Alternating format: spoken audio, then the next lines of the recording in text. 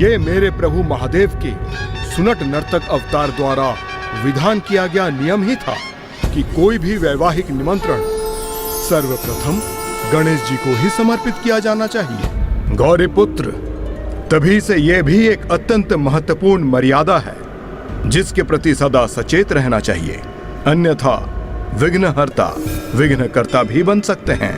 जो अनुचित उद्देश्य से कोई कार्य करते हैं, मैं तो मात्र उन्हीं के लिए विघ्न उत्पन्न कर उनका ही विघ्नकर्ता बनता हूँ। आपने उचित कहा गौरी पुत्र। लंकेश, ये तो मात्र आपने 6 मर्यादाओं का वर्णन किया, तो 7वीं मर्यादा क्या है? ओम नमः शिवाय, ओम नमः शिवाय, ओम नमः शिवाय, ओम नमः शिवाय। ओहो, ये लंकेश तो बिना कुछ बोले ही पूजा ध्यान में लीन हो गए। ओम नमः शिवाय।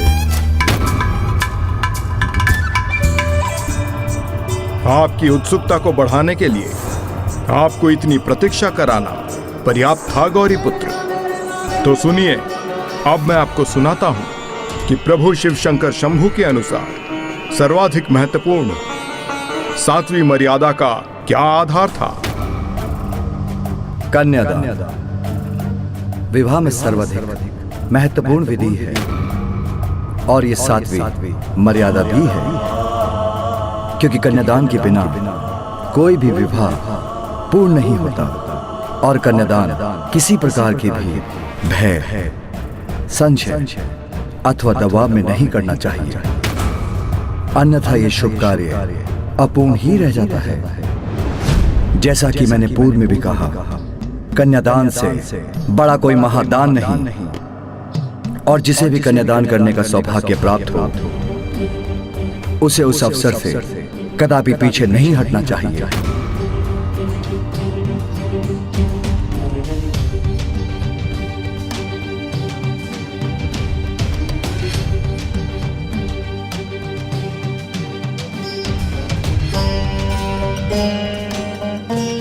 मैं अत्यंत अचंभित हूं कि आप एक नट होते हुए ऋषि मुनियों के समान ज्ञानी हैं। आपके इस ज्ञान से संपूर्ण जगत ब्रह्म विवाह की वास्तविकता, उसकी पवित्रता, उसकी मर्यादा और विधि के विषय में समझ पाएंगे। आपके पास ज्ञान का सागर है, इसीलिए आप जैसे ज्ञान स्वरूप को मेरी पुत्री पार्वती का हाथ सौंपना मेरा सौभाग्य होगा।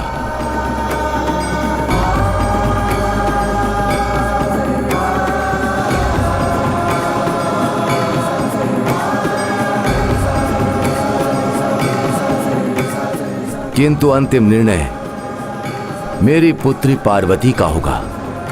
यदि उसे यह विवाह स्वीकार है और इस विवाह से आप दोनों प्रसन्न होते हो, तो इस विवाह के लिए मेरी अनुमति अवश्य है।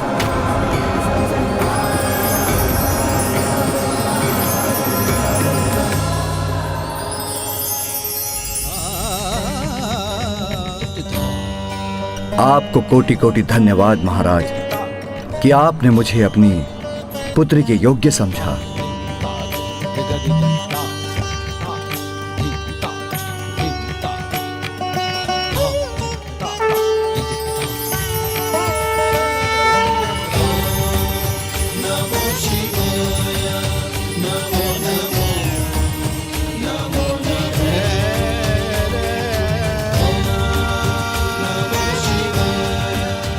मुझे आपके चारों ओर ईश्वरी ऊर्जा का आभास हो रहा है। यदि यह आभास मेरा सत्य है, तो कृपा करके मुझे अपने वास्तविक रूप में दर्शन देने की कृपा करें।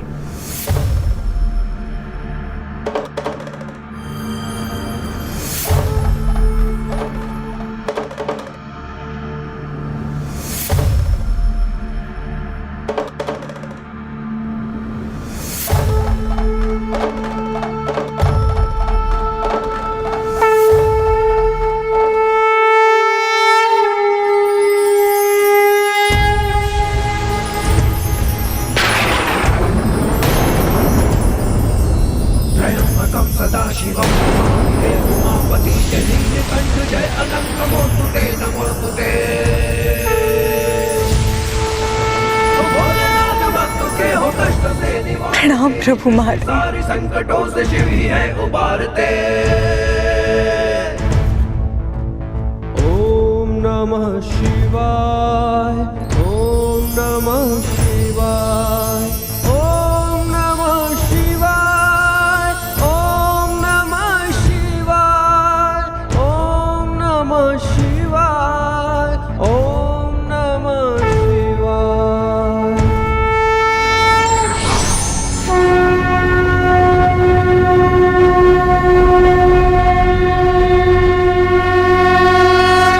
प्रभु महादेव, मेरे प्रभु, क्षमा करें प्रभु, क्षमा करें प्रभु। मैं आपको पूर्व रूप में पहचान न सका, अन्यथा मैं आपसे इतने कटु वचन कभी ना कहता और मेरी पुत्री पार्वती के प्रति आपके विवाह प्रस्ताव को अस्वीकार न करता।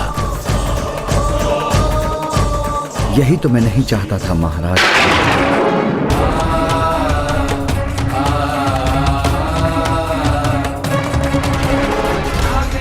प्रभु, मैं इसका इच्छुक नहीं था कि मेरे वास्तविक स्वरूप के दर्शन कर आप मेरे प्रभु तत्व से प्रभावित होकर आप अपनी पुत्री देवी पार्वती के जीवन के संबंध में इतना महत्वपूर्ण निर्णय लें। इस विषय पर बिना किसी प्रभाव और दबाव के पूर्ण सोच विचार अवश्य करना चाहिए, क्योंकि अपने सुन्नत नर्तक अवतार के समान मैं भी यहाँ वहाँ भ्रमण करता रहता हूँ। मेरे पास ना तो एक राजकुमारी के लिए कोई उपयुक्त निवास है और ना ही उनको देने हेतु सुख सामग्री। मैं तो कैलाश पर्वत का आभारी हूँ कि वो मेरे निवास के रूप में मेरे ध्यान के स्थल बना।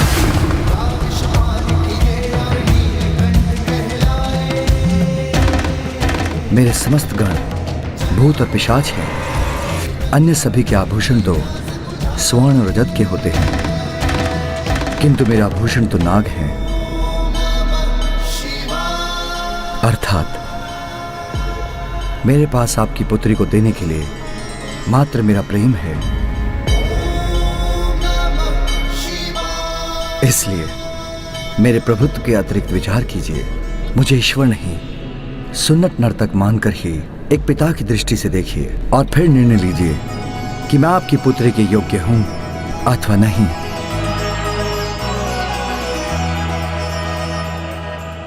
प्रभु, भूत प्रेत ही नहीं, संपूर्ण जगत के समस्त जीव आप ही के तो गण हैं। इसीलिए मैं आपके गणों को लेकर तनिक भी आशंकित नहीं हूं। कैलाश ने आपको स्थान प्रदान किया है तो आपने कैलाश को संपूर्ण सृष्टि प्रदान की है। इसलिए इस समस्त संसार में जिसका भी अस्तित्व है वो केवल आपके कारण है। इसलिए आप मेरे जमाता बनेंगे, ये मेरा परम सौभाग्य होगा। और प्रभु, मैं तो उस क्षण के लिए अत्यंत उत्सुक हूं जब आपकी बारात के साथ आपका आगमन यहां होगा। नहीं महाराज, नहीं महाराज, नहीं महाराज, नहीं महाराज, नहीं महाराज, नहीं महाराज, नहीं महाराज। उसके पूर्व अभी वो संपन्न होना शेष है, जो प्रथम मर्यादा के अनुसार अत्यंत महत्वपूर्ण है।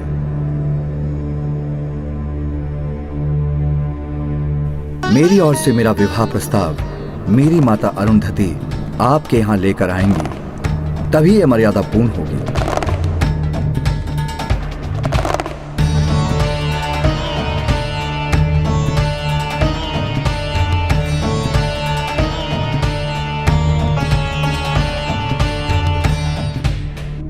तो ये थी मेरे प्रभु महादेव शिव शंकर शंभू के नट अवतार प्रभु सुनट नर्तक की कथा। अपने इस अवतार में प्रभु ने कितनी सुंदरता से आने वाली पीढ़ियों के लिए एक अत्यंत उत्तम उदाहरण प्रस्तुत किया है कि उनके द्वारा कभी अपने माता पिता की इच्छाओं का निरादर नहीं होना चाहिए, और यदि माता पिता उनके संबंध को स्वीकार ना करें तो भी निरंतर उनको मनाने का प्रयास कर उनकी अनुमति अवश्य प्राप्त करनी चाहिए, जैसे स्वयं प्रभु ने किया। अर्थात इस प्रकार माँ और पिताश्री का विवाह संपन्न होने के उपरांत प्रभु सुनट नर्तक के अवतार का प्रयोजन भी पूर्ण हुआ। ओम नमः शिवाय। ओम नमः शिवाय। लंकेश, क्या हम प्रभु के सुनट नर्तक अवतार की स्तुति आरंभ करें? मैं तो उनके दर्शन करने के लिए अति उत्सुक हूँ।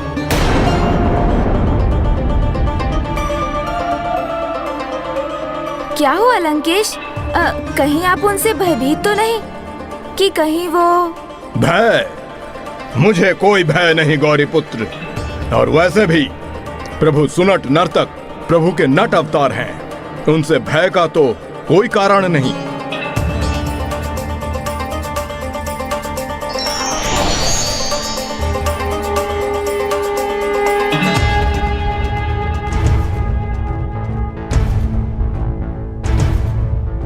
त्र्यंबकं सदाशिवं नमामि हे उमापति जय नीलकंठ जय अनंत नमोस्तुते नमोस्तुते। हो भोलेनाथ भक्तों के हो कष्ट से निवारते, ये सृष्टि सारी संकटों से शिव ही है उबारते। ओम नमः शिवाय। ओम नमः शिवाय। ओम नमः शिवाय। ओम नमः शिवाय। ओम नमः शिवाय। ओम नमः शिवाय।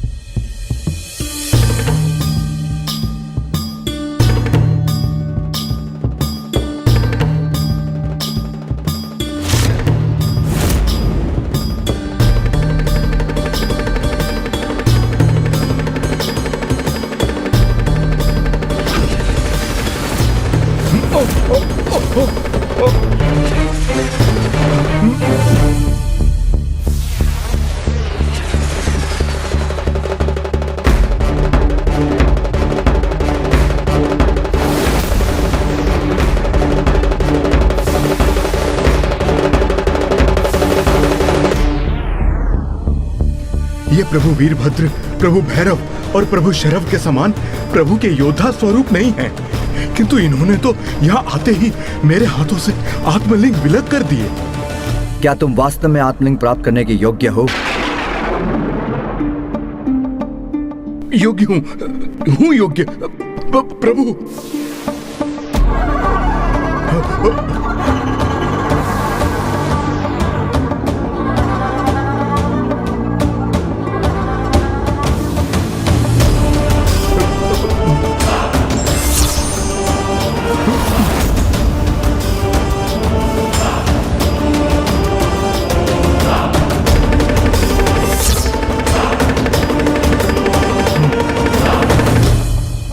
हे प्रभु सुनट नर्तक, मैं आपका सामना कहां कर सकता हूं, इसलिए आप इस भक्त पर दया कीजिए,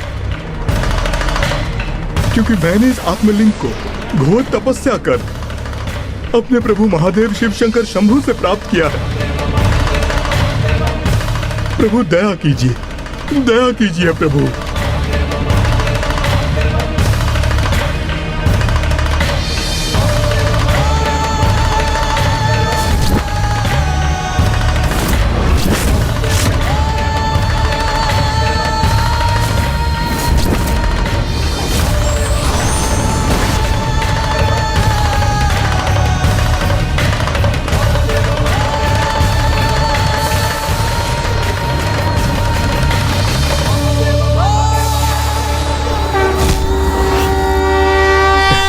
धन्यवाद प्रभु।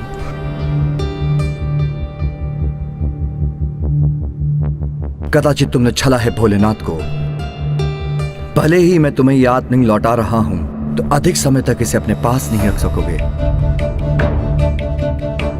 समय आने पर ये अपने उचित स्थान पर लौट जाएंगे। कि जो तुम्हारा है ही नहीं, वो तुम्हारा कैसे हो सकता है?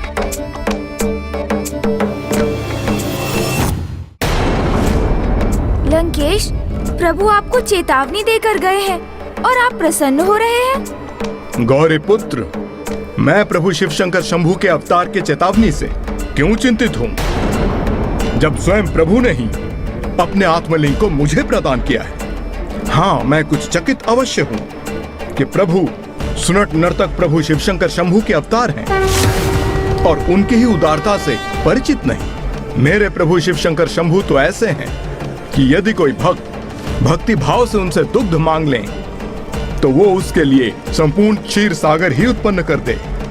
आपका अर्थ है क्षीर सागर की रचना भी प्रभु महादेव ने ही की है? हाँ गौरी पुत्र, और ये प्रभु के अगले अवतार प्रभु सुरेश्वर अवतार ने ही संपन्न किया था। तो फिर मुझे उनकी कथा सुनाइए ना लंकेश। मुझे बताइए कि प्रभु के द्वारा प्रभु सुरेश्वर अवतार लेने का क्या कारण था?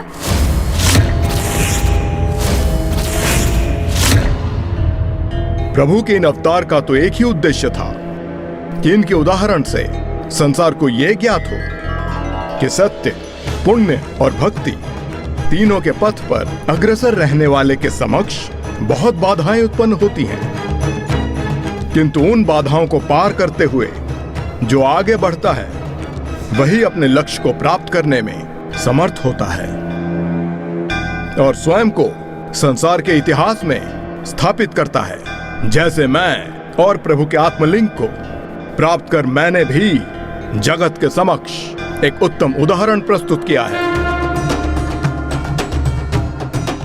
जैसे मैं आपको अन्य भक्तों की कथा सुना रहा हूं, एक दिवस इसी प्रकार मेरी भी कथा कहीं कही जाएगी और आपकी कथा से सभी को ये सीख प्राप्त होगी कि उचित और अनुचित का भेद क्या है।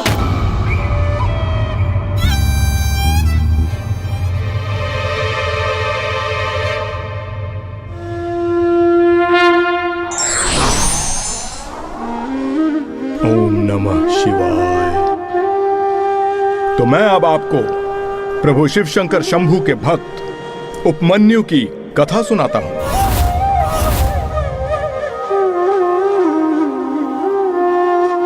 उपमन्यु ऋषि व्याघ्रपाद का पुत्र था। ऋषिवर अपने पुत्र उपमन्यु के जन्म के साथ ही तपस्या के लिए प्रस्थान कर गए, इसलिए उसका पालन पोषण उसके मामा जी के गृह में हुआ, जो इतने निर्धन थे कि उनके लिए पर्याप्त भोजन जुटा पाना भी अत्यंत कठिन था।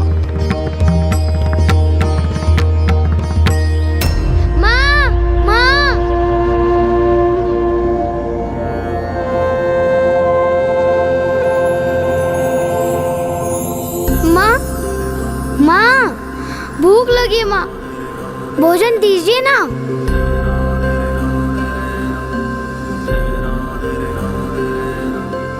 माँ ने पकवान तैयार किया मेरे लिए।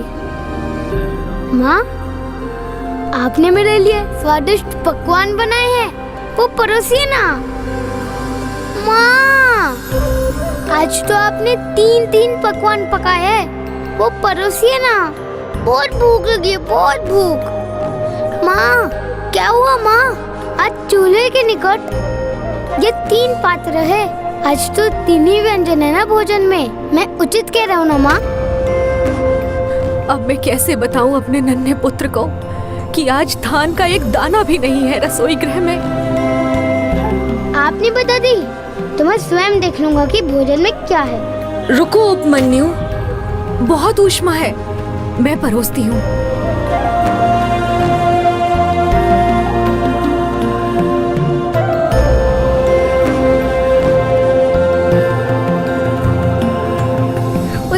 माँ।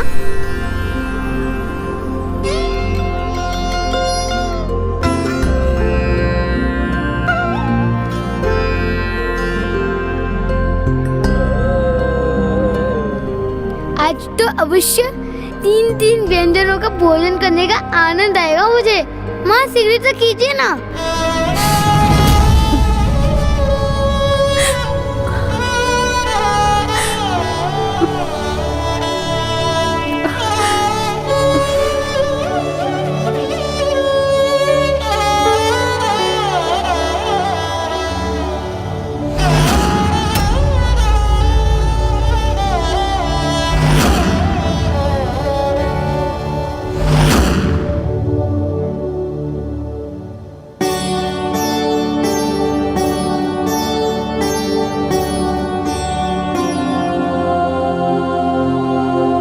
इन पात्रों में तो कुछ भी नहीं।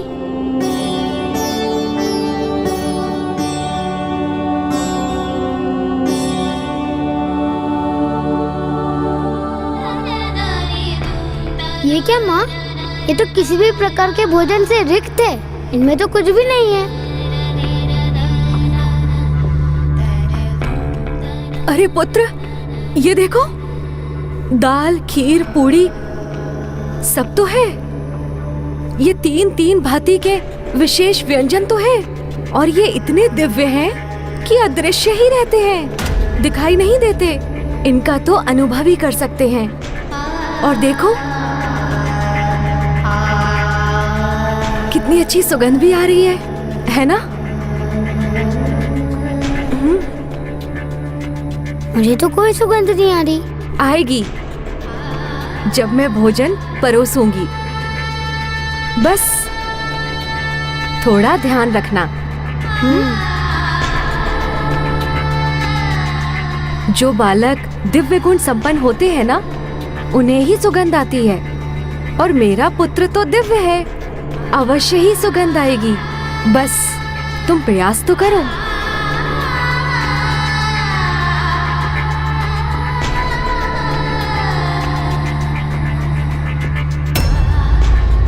ये दाल है।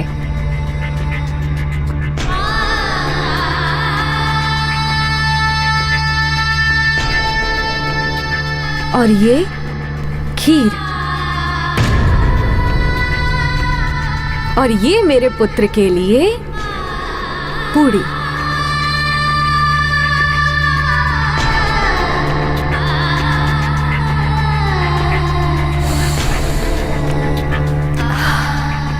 अब बताओ पुत्र, सुगंध आई?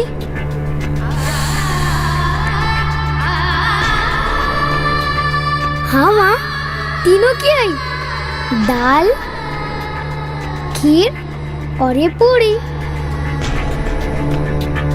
तो पुत्र, आप उदर भरकर अच्छे से भोजन करो। हाँ माँ।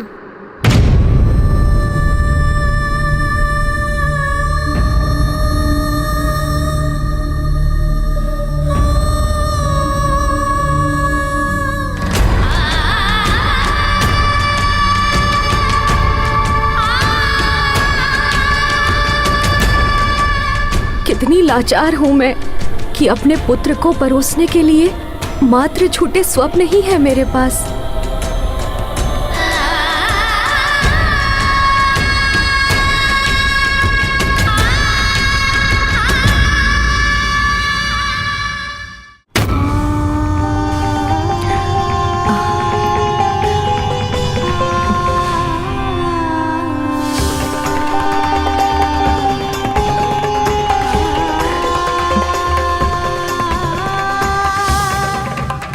पुत्र, दिव्य भोजन का सेवन करने के बाद पाचन हेतु गुड़ की डली का ग्रहण करना भी अत्यंत आवश्यक है।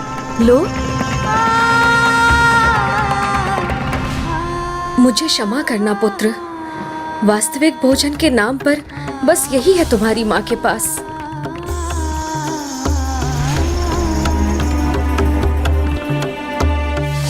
माँ, आपने भी तो दिव्य पकवानों का आहार किया है, तो इस गुड़ का एक भाग आपको भी ग्रहण करना चाहिए।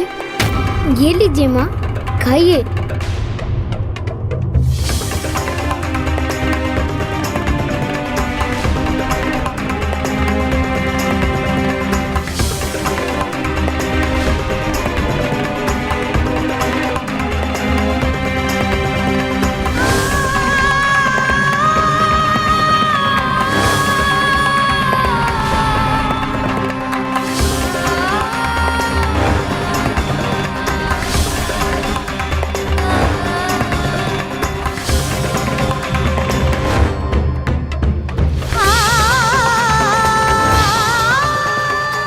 अपने ही पुत्र के लिए एक गुड़ की डली ही थी मेरे पास, उसमें से भी अर्ध भाग इसने मुझे दे दिया।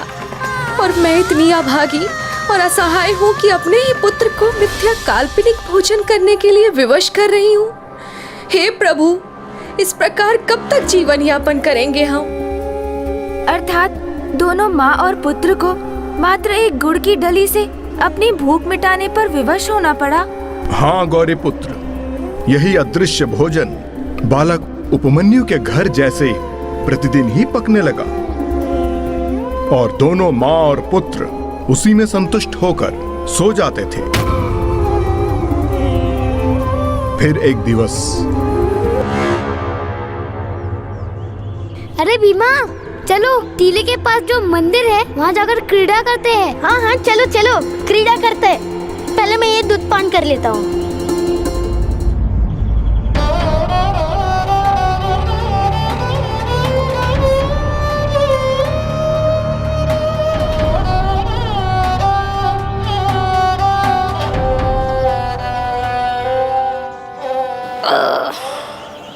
संपन्न हुआ मेरा दूध पान, प्राप्त हो गई मुझे शक्ति। अब कहो कहाँ चलना है?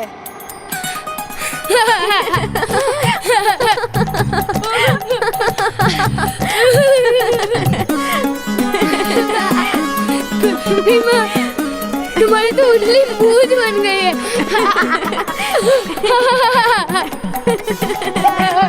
तो क्या हुआ? प्रतिदिन वो दूध पान करने के बाद बनती है। तुम प्रतिदिन दूध पान करते हो? हाँ, माँ कहती है ना, दूध शक्ति प्रदान करता है। हाँ, प्रतिदिन दूध पान करते हैं। क्यों? तुम प्रतिदिन दूध पान नहीं करते?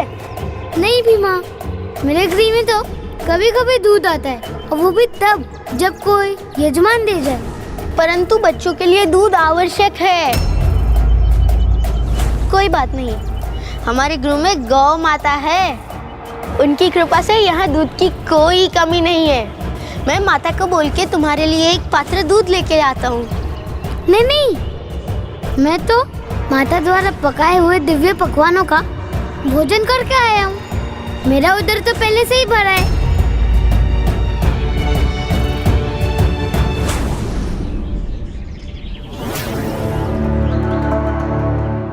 फिर क्या हुआ लंकेश? बस दुग्ध की इसी लालसा ने प्रभु के सुरेश्वर अवतार की नींव रख दी। क्योंकि उस दिवस जब उपमन्यु ने अपने गृह लौटकर अपनी माता के समक्ष दुग्ध की मांग रखी, तो आज अचानक से दूध की इच्छा कैसे जागृत हो गई पुत्र? हमारे गृह तो दुग्ध सिर्फ त्योहार के दिवस में ही आता है। किंतु भीमा कहता है कि दुग्ध पान प्रतिदिन करना चाहिए, उससे बालकों को शक्ति प्राप्त होती है। पर मेरा पुत्र तो शक्ति संपन्न है, तुम्हें दुग्ध की आवश्यकता नहीं है। जो बालक दुर्बल होते हैं उन्हें दुग्ध अनिवार्य होता है। किंतु मुझे दूध पान करना है, मुझे दूध चाहिए, मुझे दूध चाहिए, दूध दूध दूध दूध चाहिए माँ। अवश्य पुत्र, अभी लाती हूँ।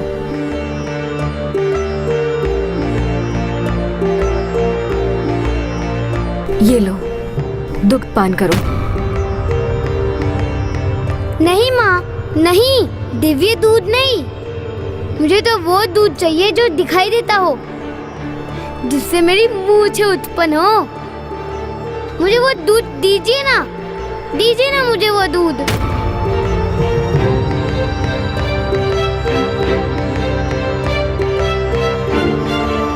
अभी लाई।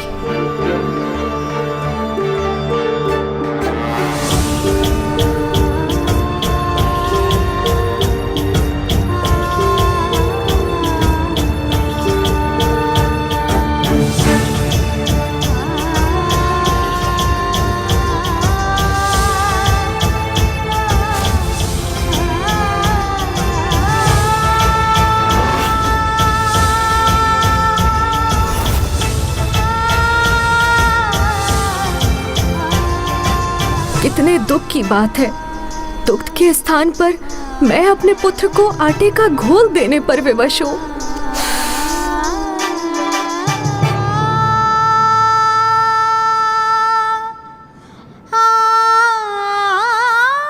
ये लो, दुग्ध पान करो।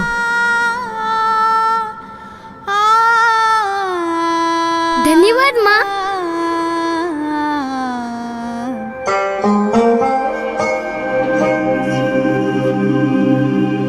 मुझे दूध मिल गया। बालक उपमन्यु आटे के घोल को दूध समझ बैठे, किंतु अब उन्हें एक ऐसा आघात लगने वाला था जो आगे चलकर कारण बना प्रभु के सुरेश्वर अवतार का। वो अवतार जिसके कारण ही दुग्ध का महासागर अर्थात क्षीर सागर का निर्माण हुआ।